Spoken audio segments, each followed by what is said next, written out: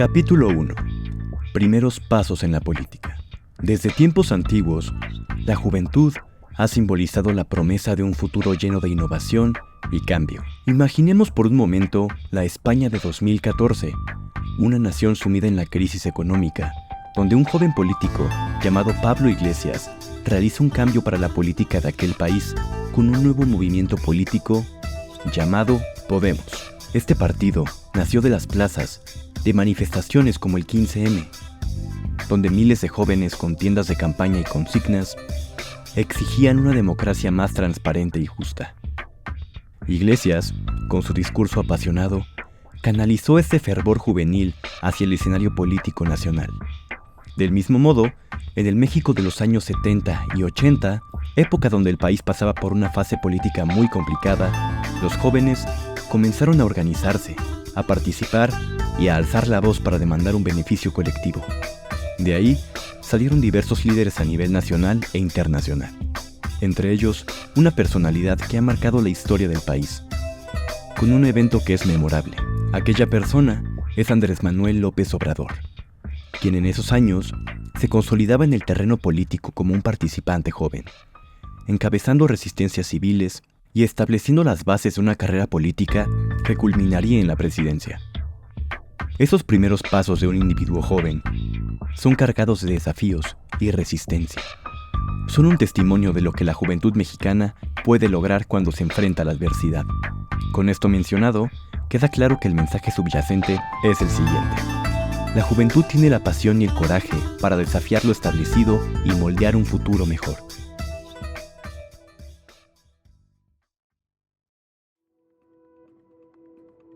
Mira, yo empecé como muy chavo, como a los 15 años, en un proyecto de educación popular, de educación para adultos.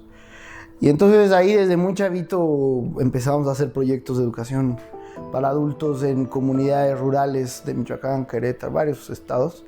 Y creo que pues ahí fue donde definí a qué le iba a dedicar mi vida, ¿no? Durante mi carrera en Derecho, pues estudiaba Derecho, estuve trabajando en el Instituto de Investigaciones Jurídicas, en la cárcel de mujeres de Santa Marta, Catitla. Entonces trabajaba y estudiaba y tenía una participación, digamos, más superficial. Yo para entonces ya había tenido cierta participación activa, pero hay que recordar que en ese momento cuando uno dice que si estabas presente en la política, uno no lo veía como estar presente, pero no era un partido político para nada, sino que era una participación en momentos específicos en donde se luchaba por la democracia. Yo creo que el momento que más me marcó o que me acercó mucho a la participación política fue el proceso de desafuero de Andrés Manuel López Obrador. Me tocó vivir y estar presente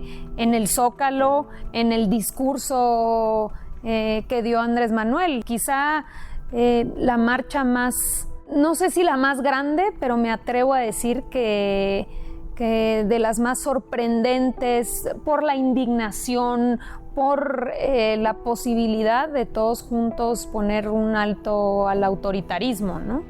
Pero este acercamiento a ese momento en el Zócalo con la gente, escuchando el discurso de López Obrador, yo creo que es lo que marcó mi vida en términos de participación política, ¿no? Este discurso que pronuncia en la Cámara de Diputados pues resume mucho de lo que nos mueve políticamente. En ese espacio era donde participábamos, no era que hubiera una organización o que fuéramos formalmente parte de algún grupo, sino más bien en lo individual, asistiendo, participando y después el plantón. Me tocó asistir varias veces al plantón, participar, votear y también después me tocó estar cerca del proceso después de 2006 del gobierno legítimo, entonces me tocó vivir muy de cerca ese proceso también.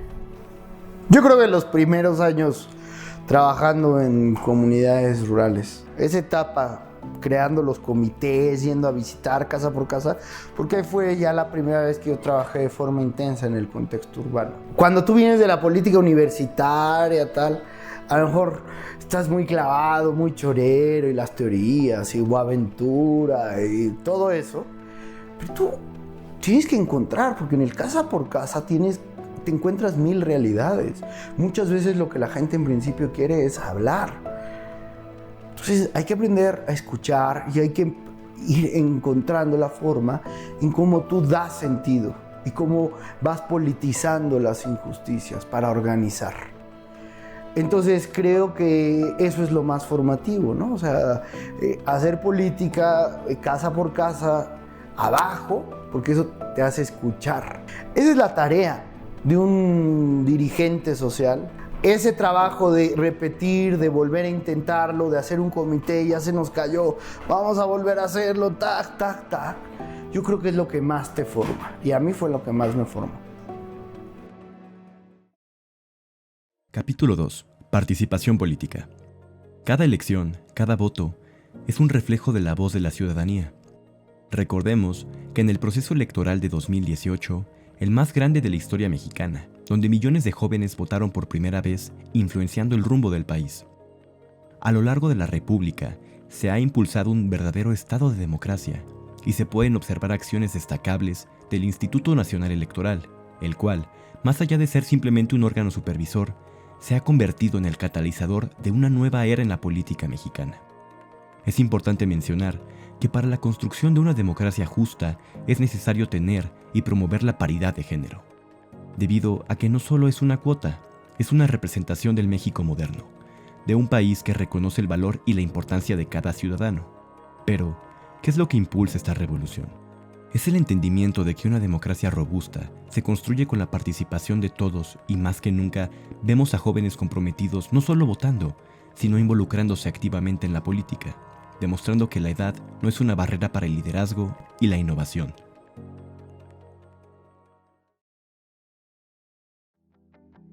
Pero ya en 2011, que es justamente cuando me gradúo de Derecho y cuando, a la par, el presidente me propone encargarme como representante de jóvenes de hacer organización juvenil y de hacer comités alrededor del país, en los estados, en los municipios. Había para entonces varios jóvenes, que hoy todavía muchos de ellos participan en diferentes estados, que si bien estaban presentes en el movimiento, pues no nos conocíamos entre nosotros y tampoco existía lo que hoy hay de redes sociales tan efectivas para tener una comunicación tan dinámica. Claro que había un correo electrónico, pero era más complicado conocernos entre nosotros. Entonces, a partir de 2011, específicamente el 2 de octubre de 2011, inicia esta nueva etapa de Morena y me toca a mí estar al frente de los jóvenes. Y fue un periodo extraordinario en el sentido de que no solamente fue muy formativo para nosotros, sino que nos dio la posibilidad de recorrer el país, de ir a las universidades y de hablar de la construcción de un país distinto al que estábamos viviendo y de la necesidad de que los jóvenes participaran de ese proceso de transformación, que no se conformaran con lo que estábamos viviendo actualmente, sino que había posibilidades de vislumbrar un futuro con mayor posibilidades para nosotros. Tuvimos la posibilidad de construir comités en todos los estados, fuimos a las universidades y siempre había una convocatoria de gente que no necesariamente después formó parte del movimiento, pero que sí me parece que por lo menos abrió la mente a escuchar alternativas distintas. Pues que me tocó a mí fue la de asumir, la de organizar mi distrito para la elección del 2018. Entre 2015 y 2018 fue la primera tarea que me tocó. Creo que la realicé bien, ganamos aquí en Benito Juárez, el distrito 15, pero bueno, era un tiempo bien difícil porque no había nada, y entonces me tocó organizar los comités seccionales, etc. Cuando yo no era como un político tradicional de aquí, ¿no? Sino pues sí, ya había entrado como consejero, etc. Pero bueno, identificaron que yo era chambeador, que tenía una convicción real, que era honesto, y pues me dieron esa tarea. Fue la primera que tuve. Cuando yo fui diputada local a los 25 años, el ahora presidente de la República era el dirigente del partido. Entonces, imagínate, la diputación yo la viví bajo la conducción de López Obrador. Y eso es pues una maestría en ciencia política, siento yo, ¿no? Cuando éramos diputados, nos encargó ayudar en otros estados la construcción del movimiento. Yo estuve un año en Chiapas, otro año en Oaxaca y otro año en Coahuila, a las comunidades a entender, a ver cómo se toman decisiones, ¿no? Porque en los pueblos o en las comunidades de usos y costumbres, el pueblo decide a la persona más honrada, a la persona más sabia, la manera en la que toman decisiones en esas comunidades es bajo la lógica de tener una persona honorable. Pues suena muy lindo cuando pues, vas con esa intención, pero ya en la práctica política, para mí es muy revelador porque estábamos en la construcción de un partido con ciertos elementos éticos, con ciertas posiciones políticas. A mí es algo que me significa mucho en la visión que tiene López Obrador de la construcción política. Y siempre ahora estamos discutiendo si estamos de acuerdo en X decisión coyuntural, en el aeropuerto, en los libros de texto, en en el Tren Maya, y siempre se está discutiendo eso y eso ha logrado permear. Eso es finalmente participar en política, porque no es que participa en política el que se fue y se afilió al partido político, sino el que se hace cargo, discute y participa de la discusión pública.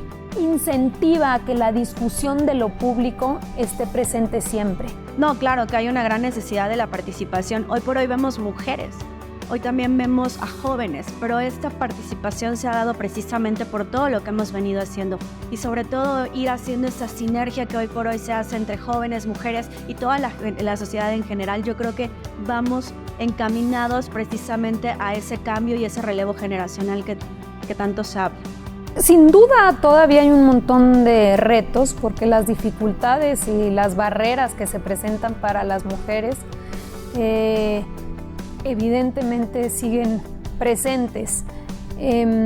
Y en mi caso yo he tenido la enorme oportunidad, no solamente pues insisto, ya de ser beneficiaria de luchas de muchas mujeres que abrieron caminos, sino de pertenecer desde el inicio. Hay una conciencia de los que formamos parte de este movimiento, de que un movimiento que no entiende lo que es el respeto y la igualdad, pues entonces no tiene futuro.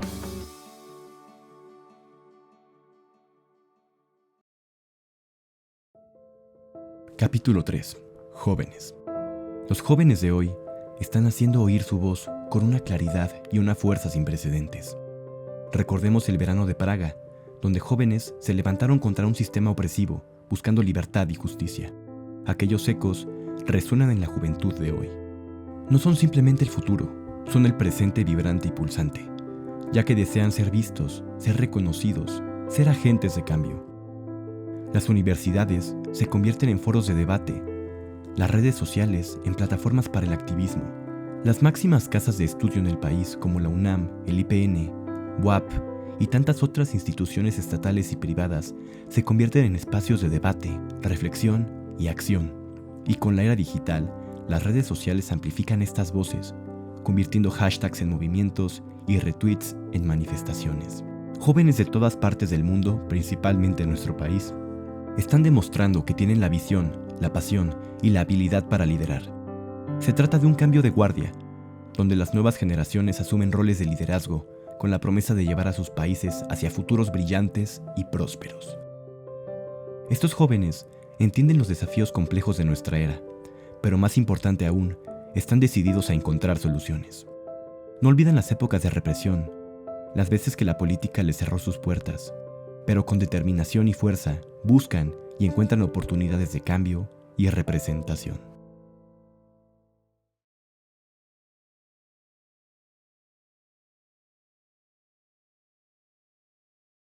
Yo creo que la mayor arma que tienen los jóvenes el día de hoy es un teléfono en la mano.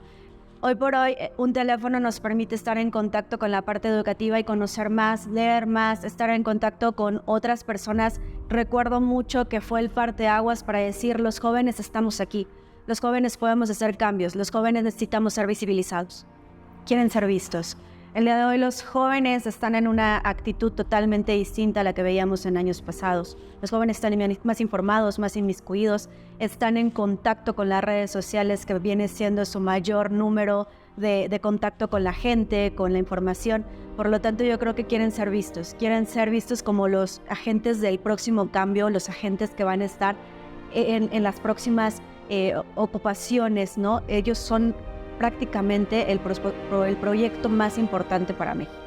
Creo que ahora las nuevas generaciones, sobre todo, claro que les toca quizás hasta más complejo porque hay más contaminación en el ambiente, hay más posibilidades de caer en la trampa del poder, de caer en la trampa del dinero, de caer en la trampa de que quiero ser diputado porque está bueno estar en la Cámara de Diputados y ser reconocido como tal. Es un 50-50.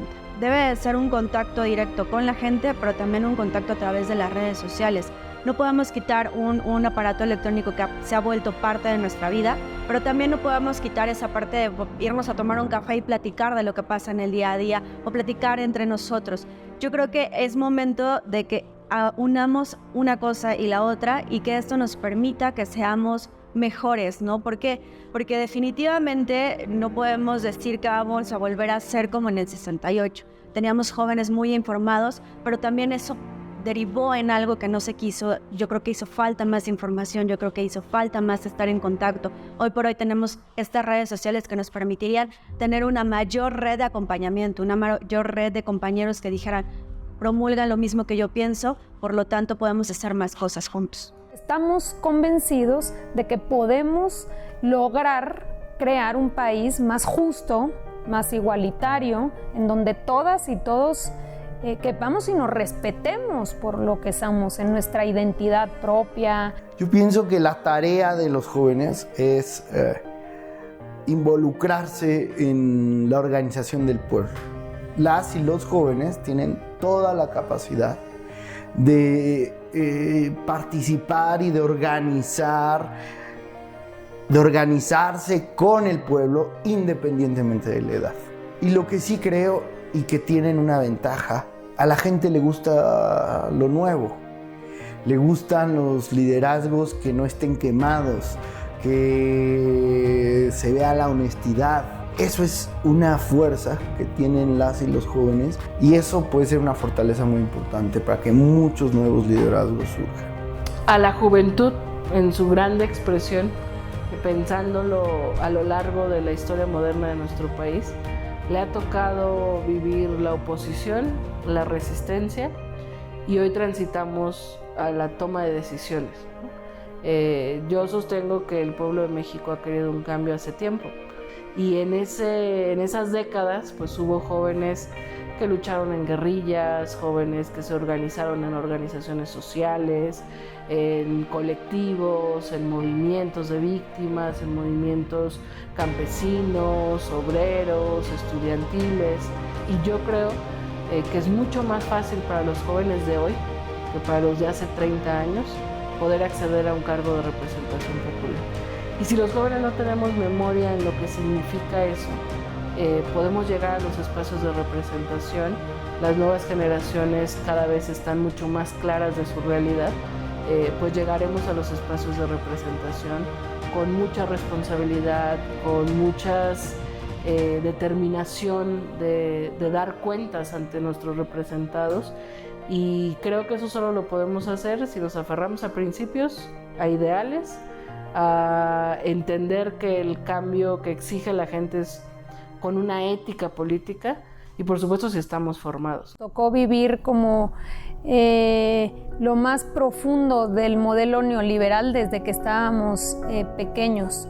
todas estas valores alrededor del neoliberalismo se fueron profundizando mucho y creo que alejaron a mucha gente de la discusión pública, de la discusión de todas y todos, de cómo se gasta el presupuesto, cómo se toman las decisiones por parte del poder o de los representantes en el legislativo o del presidente de la República o de los propios jueces. Entonces había una juventud más retraída en ese sentido, porque pues veíamos a los políticos como agentes totalmente extraños, ajenos a nuestra vida cotidiana.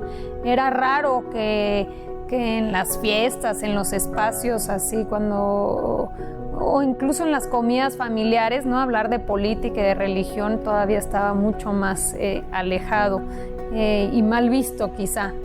Qué aburrido hablar de política, era como esta idea.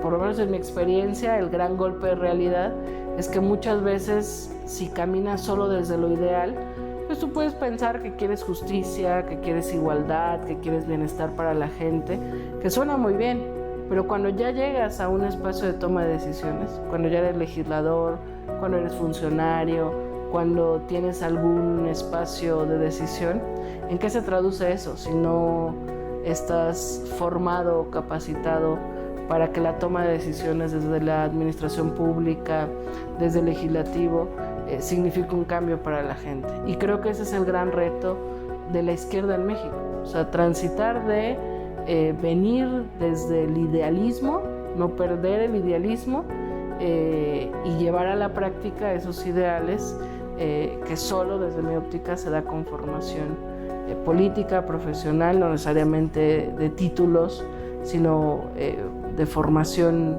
en todos los sentidos, que nos permita transitar a construir esto que López Obrador llama que es la política, ¿no? El equilibrio entre principios y eficacia. Capítulo 4. Reflexión final. El futuro. Es claro que el liderazgo juvenil no es una opción, es una necesidad. La juventud mexicana, con su energía y pasión, tiene la capacidad no solo de cambiar el país, sino el mundo. En cada rincón de México se siente ese clamor juvenil. Cada generación tiene sus desafíos, pero también sus oportunidades. Y en este amanecer del siglo XXI, los jóvenes mexicanos están demostrando que están más que listos para asumir ese manto y liderar. A través de movimientos sociales, hemos observado el poder transformador de la juventud. Estas no solo son lecciones históricas, sino ejemplos vivos de cómo la juventud se enfrenta, se organiza y supera las adversidades. Ellos pueden ser y son líderes, investigadores, activistas, estudiantes, soñadores. Cada uno de ellos lleva en sí la promesa de un México que evoluciona, que aprende de su pasado y se mueve con determinación hacia un futuro más justo, equitativo y prometedor. Con su presente más vibrante y potente. En sus manos y mentes reside la innovación, la crítica constructiva, la pasión y el deseo de hacer de México un lugar mejor para todos. Como sociedad, es nuestra responsabilidad no solo reconocer su valor, sino también apoyarlos, nutrir sus visiones y guiarlos en este viaje, asegurando que cada voz joven sea escuchada, que cada sueño joven sea apoyado y que cada acción joven tenga un impacto en el tejido de nuestra nación.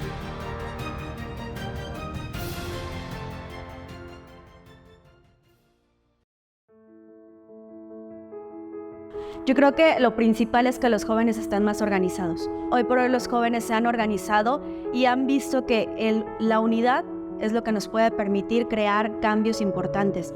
El estar juntos nos permite ser más visibilizados y sobre todo el estar juntos nos va a permitir que el día de mañana volteen y digan, esta es la generación que va a hacer un cambio y va a impactar en el futuro. Participar en política es lo más importante en la vida.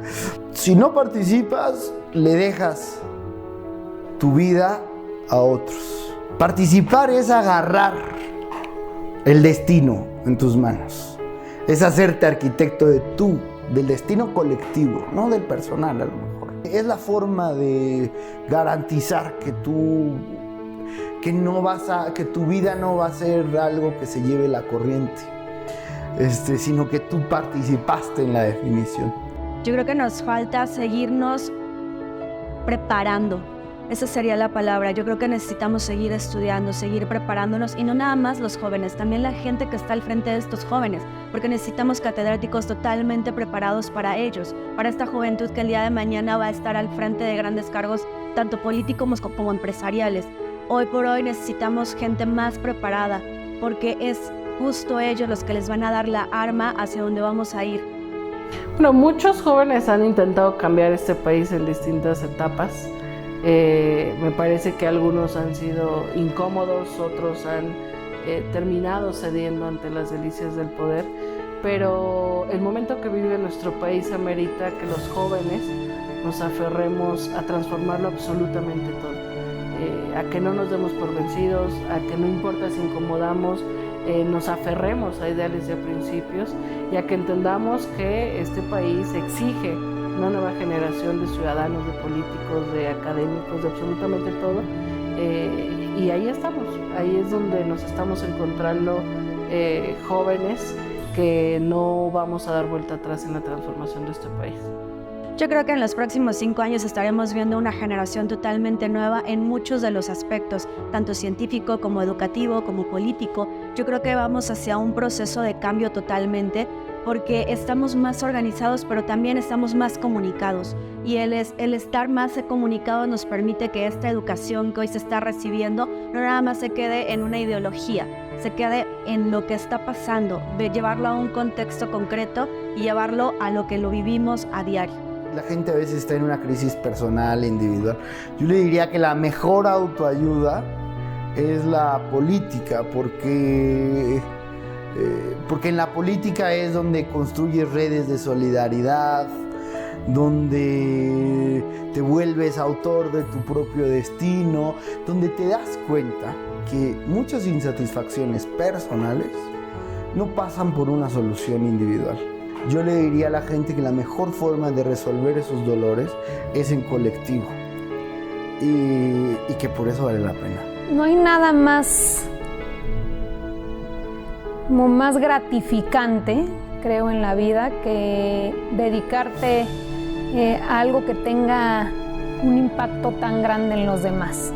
Es muy satisfactorio el poder decir que a partir de tu trabajo, tus decisiones, puedes impactar la vida de miles, de millones.